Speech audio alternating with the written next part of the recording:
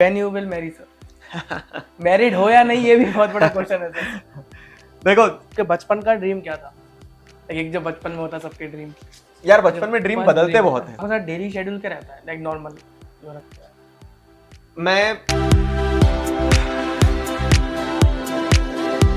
Hello नमस्ते आदाब सत श्री अकाल। आज जो हमारे साथ हमारे गेस्ट हैं वो कि इंडिया के सबसे ज्यादा अच्छे एसएसटी के टीचर हैं और उनको बच्चों ने एसएसटी के लेजेंड का खिताब दिया है।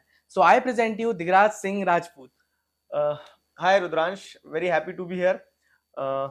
आई होप इस पॉडकास्ट में हम बहुत सारी कुछ ऐसी बातें करेंगे जो हमारे सारे ऑडियंस के लिए फ्रूटफुल रहेगी। एक तो पहले थैंक यू सर, आप भी आए यहाँ पे अपना टाइम निकाल के हमारे पॉडकास्ट के लिए। तो सर स्टार्ट करते हैं हम लोग। सर मैं ये फर्स्ट क्वेश्चन है जो बहुत लोग जानना भी चाहते हैं कि आपको ये कब लगा था कि आपको एक प्रॉपर एसएसटी का सब्जेक्ट टीचर ही बनना है? ये मतलब किसी एक दिन ऐसा नहीं लगा। अच्छा। ये चीजें करते करते करते करते ऑटोमेटिकली ऐसा हो गया कि शुरू किया था मजबूरी में। हाँ। और पढ़ाते पढ़ाते कब पता ही नहीं चला कि हम एक वो व्यक्ति बन गए जिसको टीचिंग के टुवर्ड्स ऑटोमेटिकली, मतलब मैंने कभी ये नहीं सोच के पढ़ाना शुरू किया था कि मुझे यही करना है। मैंने ये सोचा था कि अभी पढ़ा लूंगा कुछ समय के लिए तो अभी का मेरा जो काम है वो चलता रहेगा। तो इसको एक साइड प्रोफेशन की तरह शुरू किया था। लेकिन विद टाइम ऐसा हुआ कि सब्जेक्ट के टुवर्ड्स इंक्लिनेशन होता चला गया, बच्चों से इतना सारा प्यार मिलता चला गया, कह सकते हैं ना कि अपॉर्चुनिटीज आती चली गई। तो वो हुआ यूं कि फिर पूरी तरह से मैंने अपने आप को टीचिंग में डेडिकेट कर दिया। तो आपकी फैमिली में पहले भी कोई और? नहीं, कोई नहीं। आप स्टार्ट ही आपने किया है? स्टार्ट ही मैंने किया। अच्छा, तो आपको जब लाइक अपना फर्स्ट वो मिला था अचीवमेंट, 1000 सब्सक्राइबर होते हैं क्योंकि वो बहुत बड़ा अचीवमेंट होता है। 1000 सब्सक्राइबर के बाद एक वो होता है अपने पास की ऑडियंस है अपने पास जो देखेगी। तो आपको कैसा लगा था लाइक? इनफैक्ट जब मतलब जो पहले 1000 सब्सक्राइबर्स मैंने अचीव करे थे तो मैं एक चैनल पे उस समय पढ़ाता था। तो बैक इन 2019 की बात है वो।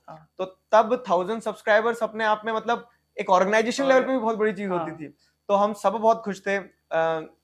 And if I can recall, हम लोगों ने पार्टी भी करी थी एक छोटी सी उस टाइप से, मतलब एक बहुत बड़ा बेंचमार्क था। तो we all were really happy. तो वो 1000 सब्सक्राइबर्स हमेशा अर्लीस्ट जो अचीवमेंट्स रहते हैं उनमें आता है। तो वो हमेशा मतलब वो मेमोरीज हमेशा वैसे ही रहती है। क्योंकि बहुत लोग ये भी कहते हैं कि जब उनके 1 मिलियन होते हैं उससे ज्यादा कुछ उनको तब हुई थी जब उनके 1000 हुए थे। बिकॉज जीरो से स्टार्ट करके 1000 वो बहुत बड़ी अचीवमेंट हो जाती है। अच्छा सर, और ऐसा कोई फैन मूवमेंट है आपका जो बहुत आपको लगा हो कि या तो कोई फैन ने बहुत ज्यादा कुछ कर दिया हो या कुछ फनी बहुत कर दिया हो कुछ? बहुत सारे हैं इंक्लूडिंग यू। तो जिसमें आप मतलब जब बच्चे उस डीप रिसर्च तक में चले जाते हैं कि घर का एड्रेस निकाल लेते हैं, उन्हें ये पता चल जाता है कि मैं कहाँ हूँ। तो वो सारे फैन मोमेंट्स हैं और वो हमेशा ध्यान रहते हैं। मतलब मैं भी अधिकतर बैठ के सुनाता हूँ, मतलब उनसे मैं सीखता भी हूँ कि ये नहीं करना है ऐसा। आपके मीटअप क्योंकि लोग बहुत पूछते हैं कि कहाँ पे होगा, कब होगा? मीटअप्स जैसे अभी तक हमने जितने मीटअप्स किए हैं तो उन मीटअप्स का मतलब जो साइकिल रहता है वो ऐसे ही रहता है कि साल भर पढ़ाते हैं बहुत अच्छे से। जब एक एकेडमिक ईयर कंप्लीट होता है तो हम अकॉर्डिंगली प्लान करते हैं। मतलब बीच में भी मीटअप्स यूजुअली हो जाते हैं, लेकिन मोस्ट ऑफ द केसेस में अब जब पूरा ये एकेडमिक ईयर कंप्लीट होगा तो इस बार हम टारगेट कर रहे हैं कि और ज्यादा सिटीज को कवर करें। जैसे लास्ट टाइम हमने 3 मीटअप किए थे 3 सिटीज में, तो अब प्लान ये है कि और ज्यादा मीटअप्स करें। और सर आपको कैसा लगता है नेक्स्ट टॉपर्स ज्वाइन करके? क्योंकि वो इंडिया का अभी लीडिंग चैनल है जो कि स्टडी में इतना अच्छा लाइक करा रहा है बच्चों को। देखो नेक्स्ट टॉपर्स जब हमने बनाया तो वो इसी थॉट के साथ बनाया था कि एक ऐसा प्लेटफॉर्म होना चाहिए जहाँ पे सारे टीचर्स बेस्ट हों और इंटेंट वही होना चाहिए कि बच्चों को पढ़ाना है और उन्हें अपने सपने पूरे करवाने में बस मेहनत करना है।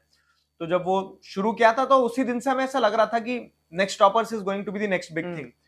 और जिस तरह से अभी तक रिस्पांस मिल रहा है, जिस तरह से बच्चों का ट्रस्ट है, वो सारी चीजें हैं, तो हमें लगता है कि हम उसी डायरेक्शन में जा रहे हैं। We are making the next big thing. Response अच्छा भी बहुत आया बिकॉज वो लेट चालू हुआ था, नवंबर में आई गेस बनाया था। तो तब से क्योंकि स्टार्टिंग से जो बच्चे पढ़ रहे थे एकदम से बीच में तो इतना रिस्पांस नहीं मिलता, बट उसको जो रिस्पांस मिला वो बहुत हाई था। तो आपको तब कैसा लगा था जब आपको पता चला टाइफाइड हो गया आपको और लाइक आप पढ़ा नहीं पा रहे? क्योंकि आपका ये था कि हमको 2 दिन में सिलेबस कंप्लीट करना था पूरा और फिर 2 दिन रिवीजन करना था, पर वो 4 में कन्वर्ट हो गया। तो तब आपको कैसा लगा था? मतलब देखो प्लानिंग्स रहती है हमारी कि हम कुछ प्लान कर चुके हैं और हमें उस प्लान के हिसाब से फिर चलते रहना है। लेकिन हमारे प्लान और ऊपर वालों के प्लान में हमेशा क्या रहता है ना, एक गैप डिफरेंस रहता है, हम जैसा सोचते हैं वैसा चीजें वैसी नहीं होती है। हम्म, तो हमारे हाथ में ये जो है कि हम नीचे रह के जो अपना बेस्ट दे सके। हाँ तो अब जब आई गेस इंग्लिश का पेपर हो गया था, हाँ साइंस का पेपर साइंस हो का गया हो गया था, था।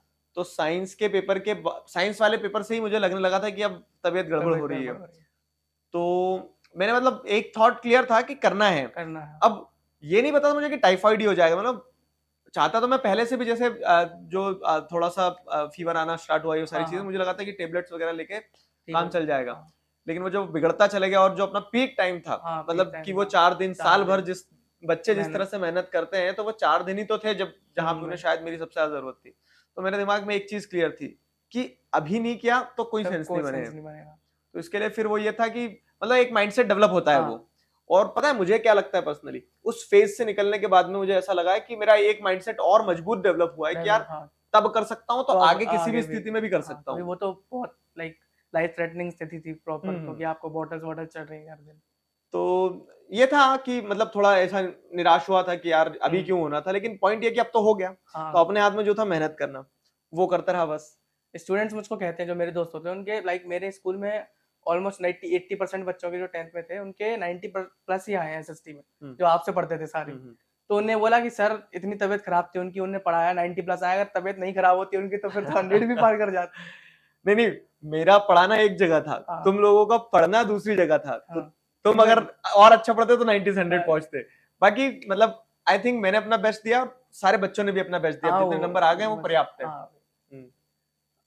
बाकी सर आपको तब कैसा लगा था जब आपको पता चला था आपको लोग एसएसटी का लेजेंड बुलाते हैं? हम्म। लाइक गूगल पे भी अब आप सर्च करो दिगराज सिंह राजपूत तो लिखा आता है हम्म। एसएसटी का लेजेंड, एसएसटी के लेजेंड हाँ। दिगराज सिंह राजपूत। यार देखो क्या होता है ना कि एक जर्नी जब आप ट्रैवल कर रहे हो, तो हम्म, एक जर्नी में आप जब पूरा सारी चीजें माइलस्टोन्स अचीव करते चले जाते हो ना, तो वहां पे आप कभी भी कुछ सोच के नहीं कर रहे होते हो। हम्म, एटलीस्ट मैं अपने केस में तो बता रहा हूँ, मैं तो हाँ ये इस थॉट में विश्वास रखता हूँ कि 5 साल पहले भी ये थॉट था कहीं ना कहीं कि यार जो कर रहे हैं उसको बेस्ट करना है। बेस्ट करना और आज भी वही थॉट है कि जो कर रहे हैं उसको उसको बेस्ट करना बेस्ट है। करना। अब उसमें एसएसटी के लेजेंड और जो भी टाइटल्स प्यार से देते रहते हैं बच्चे, तो वो सारे टाइटल्स मुझे ऐसा लगता है ना, वो तो बाय प्रोडक्ट है, बाय प्रोडक्ट, वो बाय प्रोडक्ट है। पॉइंट ये है कि इम्पैक्ट क्रिएट कर रहे हो, that is the most important thing. हमारे जो एग्जाम सेंटर था एसएसटी वाले दिन, तो आप भोपाल में थे तब, तो सब ऐसे थे कि सर आएंगे, बट तो आपको पता तबीयत खराब है आ नहीं सकता, आपने स्टोरी डाली थी सुबह, तो सब ऐसे कुछ बच्चे तो रो रहे थे हमारे सेंटर के बाहर कि आज पूरे साल में लगा था कि उस दिन मिलेगा मौका मिलने का, लेकिन मिल नहीं पाया उस दिन और फाइनल अब दिन। ये भी है ना कि टीचर एक है, हाँ तो टीचर समय भी एक ही रहता समय है, भी, हाँ तो वो एक सेंटर पे ही जा सकते हैं कहीं भी, और उस दिन तो मैं गया भी नहीं था कहीं सेंटर पे। अच्छा हाँ भाई, हम्म, उसके पहले गए थे आप हाँ, साइंस वाले एग्जाम के। हम्म, तो सर ये एक क्वेश्चन और आया था मेरे पास कि क्या होता है, जैसे बहुत सारे टीचर पढ़ाते हैं ऑनलाइन, तो वो लोग जैसे उनकी चैट में स्पैम करता है बहुत ज्यादा कोई, तो वो लोग ना बहुत जल्दी एग्रेसिव हो जाते हैं, तो आप कैसे कंट्रोल कर लेते हैं उस चीज को? मतलब आप भी कभी कभी कहते हैं कि मत करो स्पैम, लेकिन आप बहुत ऐसे कॉमन वे में कह के पढ़ाने लगते हैं जब इंपॉर्टेंट टॉपिक है स्पेशली तब। तो पहली चीज उसमें तो ये है कि मतलब मुझे जो पर्सनली फील होता है कि बहुत ज्यादा स्पैमिंग होती नहीं है, अननेसेसरी स्पैमिंग नहीं हाँ होती मेरी नहीं, क्लास में। मैं अगर बच्चों से कहता हूँ तो बच्चे तो मानते बच्चे भी हाँ हैं, तो मानते हैं, मानते भी हैं। तो चैट कंट्रोल करना, जैसे कहते हैं ना क्लास हाँ कंट्रोल क्लास करना, एक कंट्रोल क्लास टीचर के हाँ हाथ में रहता है। तो वैसे ही मेरी क्लास में बच्चे क्या कर रहे हैं, वो चाहे ऑनलाइन हो, क्या लिख रहे हैं, वो सब मुझे लगता है मेरे हाथ में है। हाँ मैं जिस तरह से चीजों को चलाना की कोशिश करता हूँ हाँ क्लास को, उस तरह से क्लास चलती है। और फिर दूसरी चीज, अगर उसके बावजूद भी कोई स्पैमिंग होती है, तो सीधा सा पॉइंट है कि ऐसा नहीं कि मुझे पढ़ाने से रोक रहे हैं वो, अगर मैं चैट देखूंगा ही नहीं तो फिर क्या तो फर्क पड़ेगा? हाँ, तो उस तरह से थोड़ा सा रहता है। तो मतलब मुझे वो चीजें वैसा होता है ना, चमड़ी मोटी हो जाती है। तो अब ये 5 साल से करते करते ये समझ में आ गया कि हाँ, उतना फर्क नहीं पड़ता है क्या लिख रहे हैं बच्चे। हाँ बाकी हर कुछ लिखते भी नहीं है मेरी हाँ क्लास भाई, में, तो मुझे ये फील होता मतलब है। हाँ ऐसा नहीं होता, महीने में अगर आप 10 क्लास ले रहे हो तो उनमें से एक क्लास में कभी कभी ऐसा 5 मिनट के लिए कि अब वो आ जाते हैं। ब्रेक ब्रेक स्पैम कर रहे हाँ हैं, तो ब्रेक मुझे स्पैम, पता है कि मुझे ब्रेक देना ही नहीं है ब्रेक उन्हें, देना ही तो नहीं फिर मैं क्यों है। देखूंगा। बाकी सर जैसे अभी आपका जो फाइनल स्ट्रीम भी थी जो हमारे 10th के लिए थी, लास्ट स्ट्रीम सुबह जो मॉर्निंग के 4 o'clock हुई थी, वो स्ट्रीम में भी ऐसा था जब जा रहे थे बच्चा, आप जब कह रहे थे कि चलो बाय बाय, तो बच्चे ये लिखने की बजाय कुछ भी कि एग्जाम ऐसा वैसा, वो लिख रहे थे गेट वेल सून। पढ़ा था आपने आपने हाँ चैट हाँ को, हाँ, तो कैसा लगा था आपको, लाइक कि बच्चे अपना वो तक वो करके आपको कह रहे हैं कि गेट वेल सून?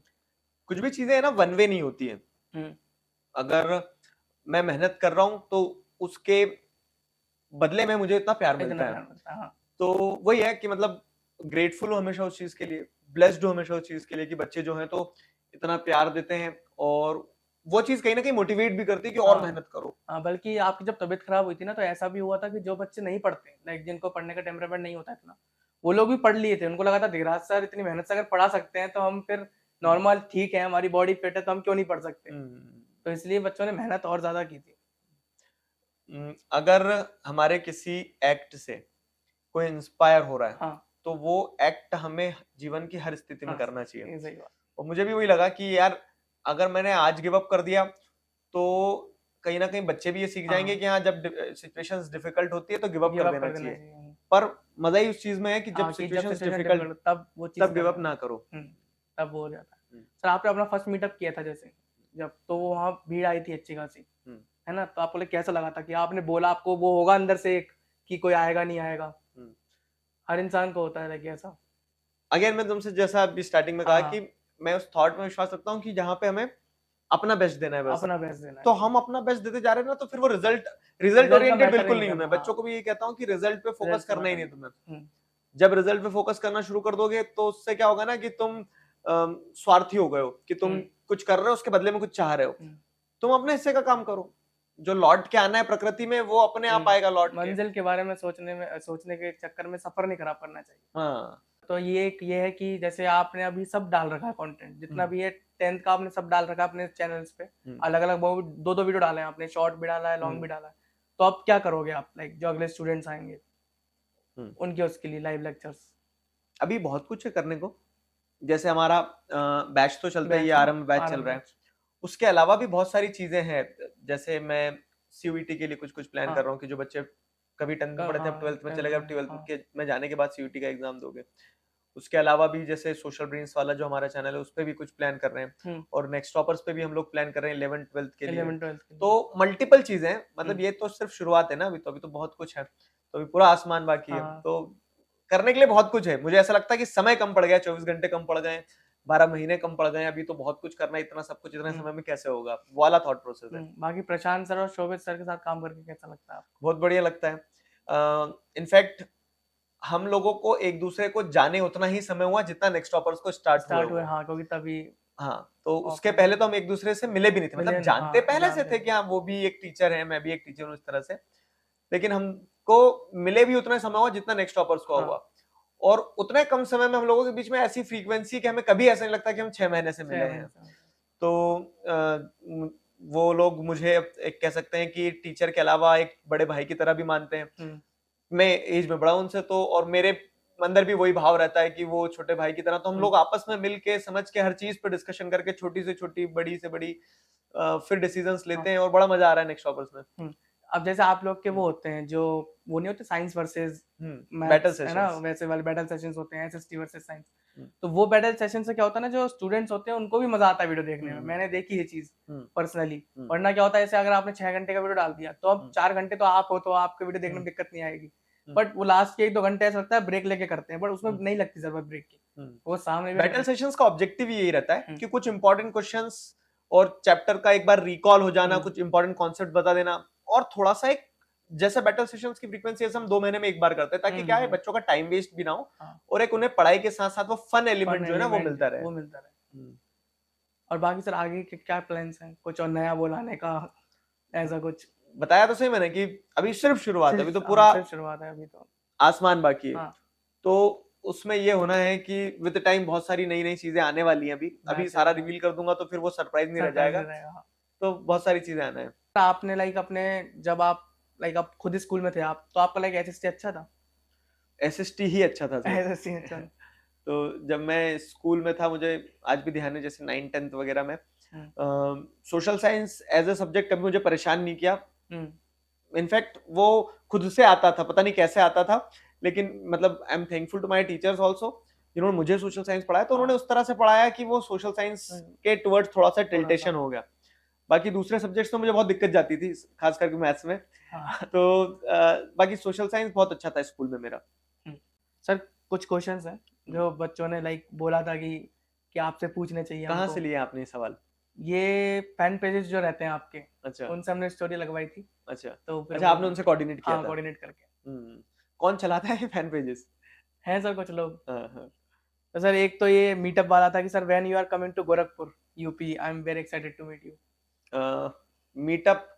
मीटअप का जैसे मैंने बताया आपको कि हम लोग एकेडमिक साइकिल जैसे खत्म होगा तो जो एक बार अच्छे से सारे बच्चे एग्जाम दे लें, जब आप लोग फ्री हो जाओगे तो उसके बाद में मीटअप बहुत सारे और भी करेंगे। अच्छा हाँ। सर एक पिंक हार्ट 29 बोल रहे हैं कि you are the best teacher in the world. मतलब मैं उस चीज में जब आप एक स्पेसिफाई कर रहे हो कि यू आर दी बेस्ट, तो मुझे लगता है कि आप दूसरे बहुत सारे टीचर्स की डिसरिस्पेक्ट कर रहे हो। पॉइंट ये कि मेरे पढ़ाने के बाद में आपकी फ्रीक्वेंसी मेरे साथ अगर मैच हो गई है तो हो सकता है मैं आपके लिए एक बहुत अच्छा टीचर हूँ। तो वैसे सारे ही टीचर बहुत अच्छे होते हैं। पॉइंट है कि हर बच्चे को हर टीचर के साथ में एक बार समय देके देखना चाहिए। आपके साथ साथ लगता नहीं है वो समय। अच्छा, आपका फर्स्ट जल्दी वीडियो हो जब जाता से है। देखा था मैंने तभी से मुझे लगा था कि मतलब ऐसा नहीं लगा था कि बोर हो रहा है पढ़ने में, ऐसे बिल्कुल नहीं लगा था। लग रहा था बहुत साल से देख रहा हूँ मैं आपको और देखता ही जा रहा हूँ। उसके बाद फर्स्ट वीडियो जब आपका देखा था 2021 में देखा था आई गेस तब। सर एक पूछा है कि when you will marry sir. Married हो या नहीं ये भी बहुत बड़ा क्वेश्चन है सर। देखो पहली बात तो अभी मैं मैरिड नहीं हूँ, और दूसरी चीज कब शादी करूंगा तो वो जब होना होगी तब हो जाएगी, मुझे भी नहीं पता है। वैसा सीन है। एक्चुअली तो प्रशांत सर और शोभित सर ने एक बार स्टोरी डाली थी कि उन्होंने कहा था हम दोनों तो मैरिड नहीं है। धीराज सर उन्होंने ये नहीं बोला मैरिड है, लेकिन उन्होंने ऐसे इशारे में बोले तब से मैरिड नहीं है ऐसा बोलो। मतलब उनने ऐसे वे में ना उनने ये बोला मैरिड नहीं है ना उनने बोला मैरिड है। अच्छा, तो तब से बच्चे सोच रहे हैं मैरिड है धीराज सर। अभी तो नहीं है। अभी तो आगे का नहीं पता। उनने पूछा है सर आप +2 के स्टूडेंट्स को नहीं पढ़ाते क्या? 11th-12th का ह्यूमैनिटीज में पॉलिटिकल साइंस और ज्योग्राफी ये मैंने बना के रखा है यूट्यूब पे। तो ये वीडियोस अवेलेबल हैं, तो बहुत सारे बच्चे उनसे देख लेते हैं। तो +2 में मैंने ये पढ़ाया है। अब इच्छा तो मेरी और भी बहुत कुछ पढ़ाने की, ह्यूमैनिटीज के दूसरे सब्जेक्ट भी पढ़ाने की, लेकिन अब समय जैसा अलाउ कर देगा वैसा बनाते जाऊंगा मैं कंटेंट। सर आपके बचपन का ड्रीम क्या था? एक जो बचपन में होता सबके ड्रीम। यार बचपन में ड्रीम बदलते बहुत हैं। बचपन के ड्रीम अगर शुरू करूंगा तो प्रधानमंत्री बनने से लगा के बहुत सारे अलग अलग प्रकार के ड्रीम थे। तो बचपन के ड्रीम्स में मतलब जो मुझे ऐसा लगता है बचपन में जो कंक्रीट हुआ था थोड़ा सा, वो हुआ था कि मुझे आर्मी में जाना था 10th तक। फिर वो रास्ते नहीं बन पाए वैसे, तो जो होता गया वो अपने आप होते चले गए और मैं टीचर बन गया। अच्छा, तो बचपन के ड्रीम्स ऐसे होते हैं। फैमिली का कुछ वो था लाइक एक मोटिव होता है कि बच्चे को ये बनाना है वो बनाना है? नहीं, फैमिली का ऐसा कुछ नहीं था। अच्छा, मतलब जो अच्छा इंसान बन जाओ वो था बस। इंसान बनना जरूरी है। सर ये पूछा हाउ टू गेट नोट्स। देखो नोट्स का ऐसा है कि हमारा कुछ बचा नहीं है नोट्स में। जो था सारा सब कुछ दे चुके हैं। तो टेलीग्राम चैनल जो है मेरा टीम डीएसआर वाला, उस पे सारा सब कुछ अवेलेबल है। ठीक। एक वजह से डिस्ट्रैक्शंस होते हैं पढ़ते वक्त, उनसे कैसे बचें?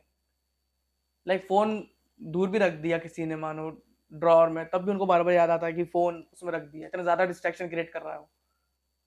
यार स्टूडेंट्स कहानी सीधी सी है, देखो कि आप क्या चाह रहे हो वो आप पे डिपेंड करता है कि आप जानते हो कि आपको पढ़ना है या फिर आपको डिस्ट्रैक्टेड ही रहना है। तो ये है ना, ये ऐसे सवाल होते हैं कुछ जो जिसका जवाब मैं नहीं दे सकता, जिसका जवाब आप खुद दोगे।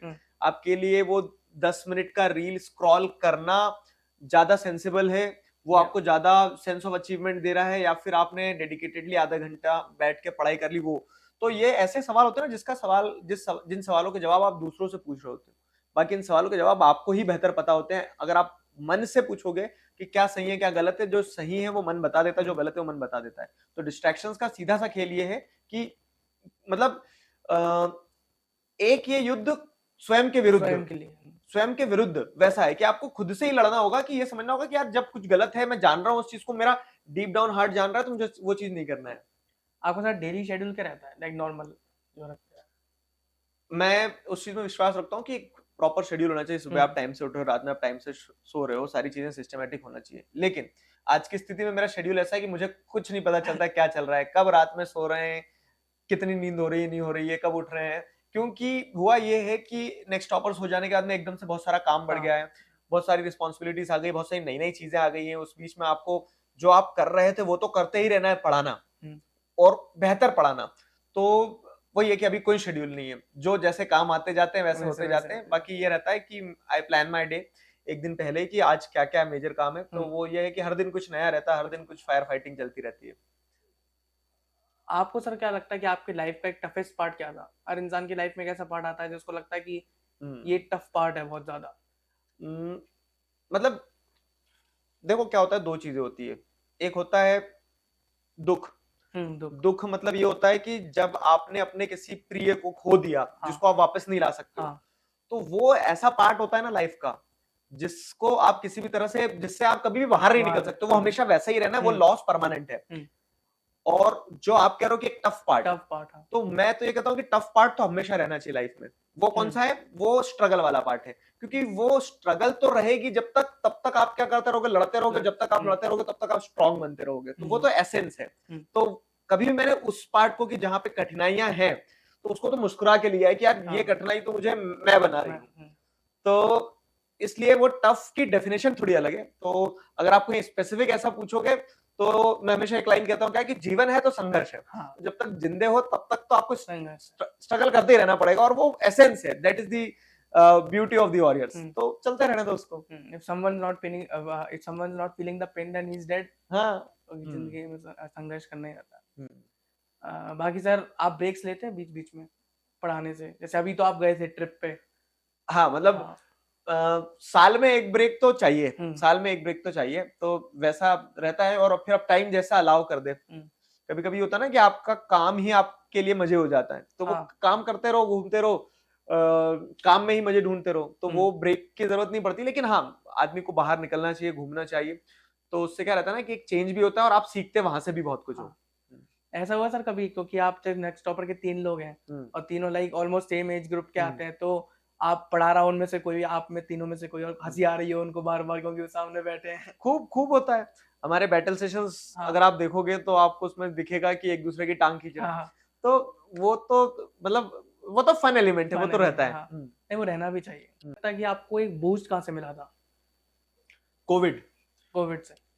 क्या हुआ था कि कोविड के पहले तक, जो 2019 में से हमने मतलब मैंने ऑनलाइन पढ़ाना शुरू कर दिया था, वीडियोस बनाना शुरू कर दिए थे। एंड आई स्टिल रिमेंबर 17 मार्च 2020 जो था, तो उस दिन एसएसटी का एग्जाम था, जो 1920 वाला बैच था। तो वो एसएसटी का एग्जाम लास्ट था, उसके बाद के पेपर कैंसिल हो गए थे, क्योंकि तब कोविड आने लगा था, फिर लॉकडाउन लग गया था।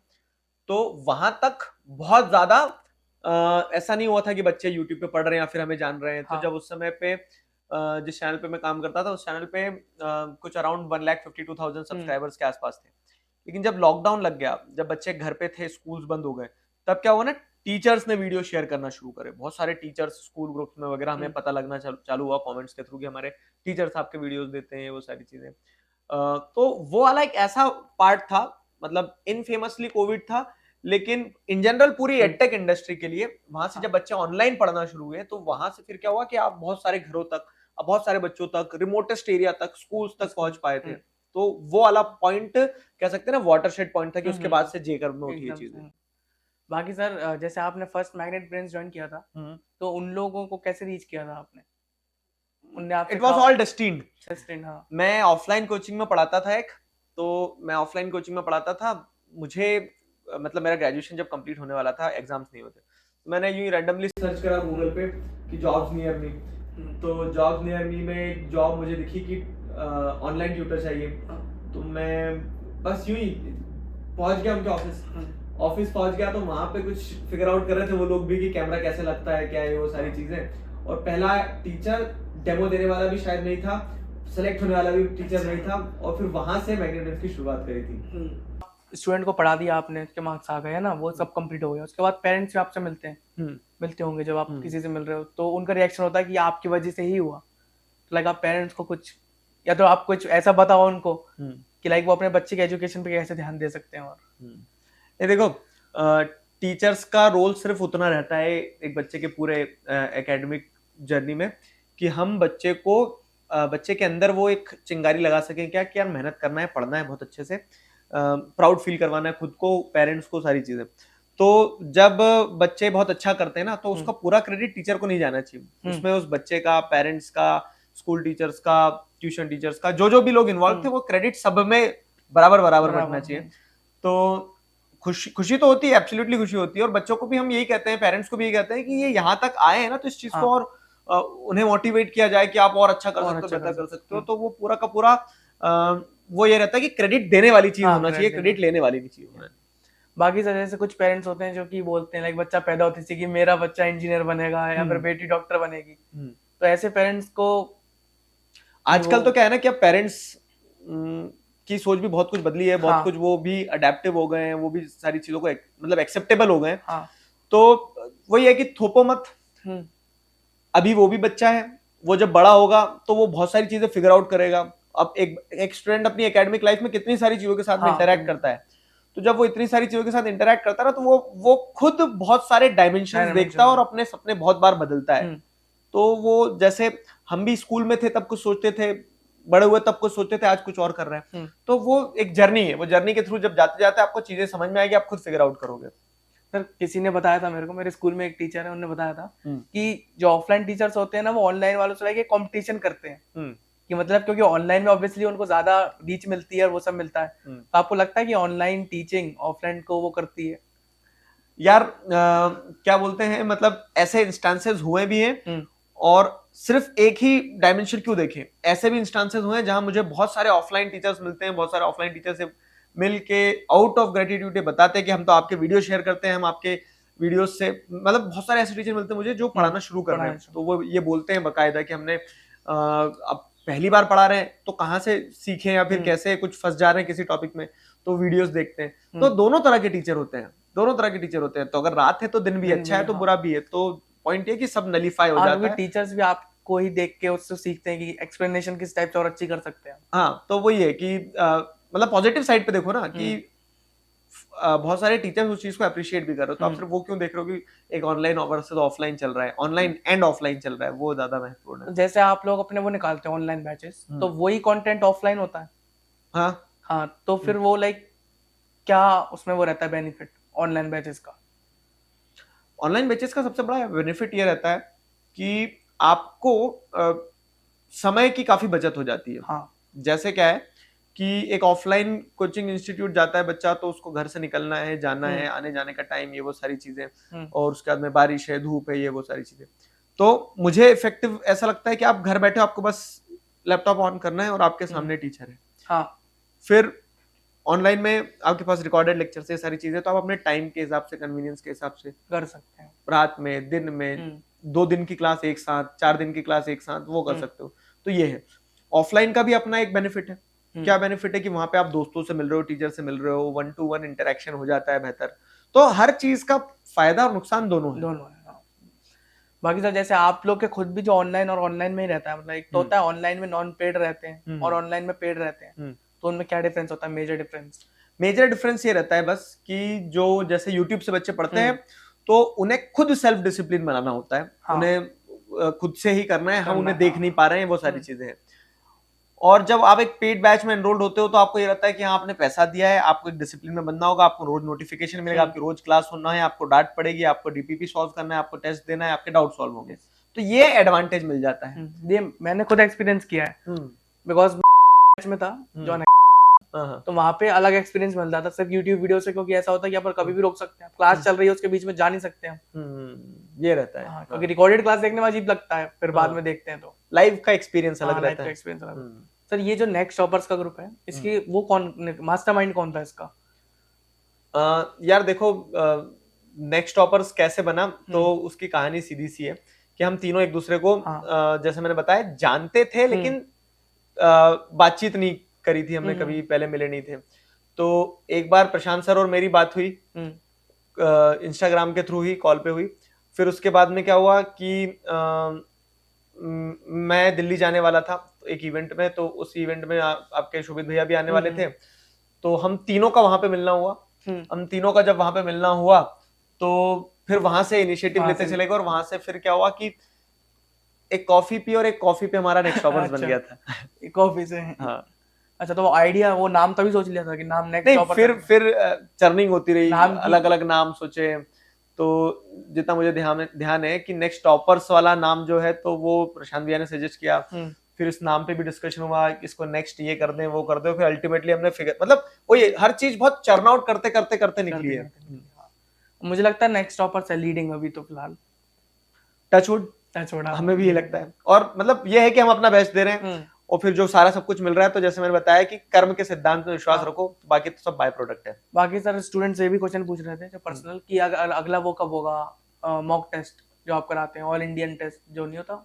वो भी करवाएंगे, जैसे एक बार थोड़ा सिलेबस वगैरह कवर हो जाए, उसके बाद में इस पेस पे आके वो सारी चीजें भी होगी। तो मतलब वो धीरे धीरे पूरा कवर अप करके इस बार, क्योंकि इस बार तो आपको पूरा साल मिला है, हाँ। लास्ट टाइम तो सिर्फ 3-4 महीने मिले थे प्रिपरेशन कराने के लिए। ये बहुत सारे स्टूडेंट सर आपसे ये पूछते हैं कि जैसे नॉर्मल बाकी टीचर्स क्या करते हैं, लाइव चैट का एक बड़ा सा वो लगा लेते हैं स्क्रीन साइड में, तो आप फोन पे क्यों देखते हैं चैट? यार वो ऐसा रहता है ना कि जैसे शुरुआत से वही करते आ रहे हैं, तो मुझे वो बहुत ज्यादा कन्वीनियंट लगता है, और उसमें क्या अपने हिसाब से चैट ऊपर नीचे हो जाती है, मतलब वो पर्सन टू पर्सन डिफर करता है। तो किसी किसी को बड़ी स्क्रीन पे चैट देखने में मजा आता है, जो निकल रही है चैट उसमें, अब मान लो किसी का सवाल बड़ा रहता है तो वो सवाल रोक के फिर वो, तो मुझे वो मोबाइल पे ज्यादा कन्वीनियंट लगता है, इसके लिए मैं मोबाइल पे करता हूँ। बाकी सर जो अभी नेक्स्ट जॉबर्स का वो हैक हो गया था अकाउंट, वो कैसे हुआ था? लाइक वही हमें भी समझ नहीं आया, और ये दूसरी बार था। तो इस बार का तो जैसे हम पूरा पता लगा पाए, एक कोई कह सकते हैं हैकर्स का ग्रुप ही था। तो जैसे उन्होंने वो बिटकॉइन वगैरह के ऐड चलाते थे, तो वो उन्होंने चैनल को हैक किया, और उस चैनल का पूरा ब्रांडिंग बदल के, कुछ यूएस बेस्ड कोई हैकर्स का ग्रुप था, तो उन्होंने वो सारा सब कुछ किया था। बाकी टचवुड हमने उसको यूट्यूब के सपोर्ट से और ये सारी चीजें यूट्यूब इंडिया से सीधे कनेक्ट हो गया था हमारा, तो वो रिकवर कर लिया, और अभी जो है तो अब हमने सारे सिक्योरिटी एस्पेक्ट जो एकदम सॉलिड स्ट्रॉन्ग रखे कि अब कोई चांसेस नहीं है। उसमें और तो अजीब चीज भी हुई थी कि चैनल जो क्रिएट हुआ है नवंबर 2023 में, एंड जो फर्स्ट वीडियो डाला हुआ है उसको डाला 2019 का। वो प्लेलिस्ट के हिसाब से उन्होंने वो कर दिया था, ब्लफ किया था। मैं तो नॉर्मली पढ़ रहा था तब, तो मुझे लगा था, मैं कुछ और देख रहा था कि वो आपके पुराने लेसन से मुझको वो चाहिए था, तो मैं उसको ओपन कर रहा था, मुझे लगा चैनल मिल ही नहीं रहा है, तब से ढूंढ रहा हूँ मैं ये कौन सा चैनल आ रहा है उसकी जगह। फिर मैंने देखा कि अंदर को, कि तब तक वीडियोस वही थे, वो उन्होंने सिर्फ वो चेंज किया था ना। उस दिन मतलब जैसे शाम में हैक हुआ था, तो उस दिन की पूरी रात लगे रहे, लेकिन अगले दिन वो हमने रिकवर कर लिया था। तो यूट्यूब खुद सपोर्ट किया था उन्होंने, या फिर हाँ, यूट्यूब से काफी सपोर्ट मिला था, तो यूट्यूब इंडिया के थ्रू फिर कनेक्ट हो गया था, फिर वहां से वो रिजॉल्व हुआ। ठीक है सर, आज के इंटरव्यू में आने के लिए आपको फिर से बहुत ज्यादा थैंक यू। आपके लिए हमारे पास कुछ है, मैं एक मिनट दिखा देता हूं। गणपति जी, पढ़ते हुए गणपति जी, धन्यवाद। तो मैं ये उम्मीद करूंगा कि गणेश जी मुझे भी इस तरह की और बुद्धि दें। तो सर आपके लिए, कुछ स्टूडेंट्स के लिए कोई मैसेज हो? यार देखो, काफी कुछ हमने आज डिस्कस किया, और इस पूरे डिस्कशन का ऑब्जेक्टिव एक ही था कि कहीं कुछ ऐसी चीज जो शायद कहीं कोई ऐसा सवाल, जैसे रुदांश ने बहुत सारे सवाल ऑनलाइन भी बच्चों से लिए और सारी चीजें, and he was continuously requesting कि एक पॉडकास्ट जिससे हम बच्चों को बेनिफिट पहुंचा पाए। तो ये आपका ये जो आप सीरीज शुरू कर रहे हैं, इस सीरीज से बच्चों को फायदा मिले, तो best wishes for everyone. I hope this podcast is fruitful for all of you.